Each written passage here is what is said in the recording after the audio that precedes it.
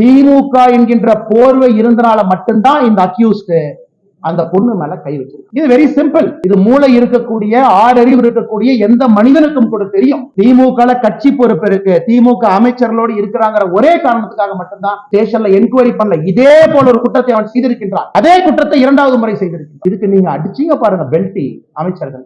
FIR எப்படி sir leak ஆச்சு? India முழுவதுமே crime criminal tracking network system CCTNS எல்லா போலீஸ் ஸ்டேஷனும் இணைக்கப்பட்டிருக்கிறது. Fibre optic cable data entry பண்ணோனே மாஸ்டர் சர்வருக்கு போகும். அது ஒரு கண்ட்ரோல் ரூம் ஒரு SP இருக்கார், இன்ஸ்பெக்டர் இருக்கார். எப்படி அந்த எஃப்ஐஆர் வெளியே வந்து போலீஸ் டிபார்ட்மெண்ட்டை தவிர அந்த எஃப்ஐஆர் யாரும் வெளியே விட முடியும்? எல்லாமே இன்டர்நெட் புரோட்டோகால் ப்ரொடெக்டட். அவளை ஈஸியா ஹேக் பண்ண முடியாத சிஸ்டத்தை. அது ஒரு எஃப்ஐஆர் சார். ஒரு படிக்காத எழுதுனா கூட ஒழுக்கமா ஒரு எஃப்ஐஆர் எழுதுவோம். அதுல குற்றம் செஞ்சது அந்த பொண்ணா, குற்றம் செஞ்சது அந்த அயோக்கியனானே சந்தேகமா இருக்கு. ஏதோ பொண்ணு குற்றம் செஞ்ச மாதிரி எஃப்ஐஆர் எழுதிருக்கு. அதெல்லாம் படிச்சா ரத்தம் கொதிக்குது. நான் என்னுடைய காதலனோடு நான் போனேன், ஒதுக்குப்புறமாக ஒதுங்கி இருந்தேன், என் காதலனுக்கு நான் கிஸ் கொடுத்துக்கிட்டு இருந்தேன். இதெல்லாம் ஒரு எஃப்ஐஆர் சார். காக்கி சட்டையை போட்டுட்டு அந்த ஸ்டேஷன்ல ஒருத்தவங்க எஃப்ஐஆர் இருக்கீங்க, வெக்கமா இல்லையா உங்களுக்கு? வெக்கமா இல்லையா? குற்றம் நடந்தது அந்த பெண்ணுக்கு.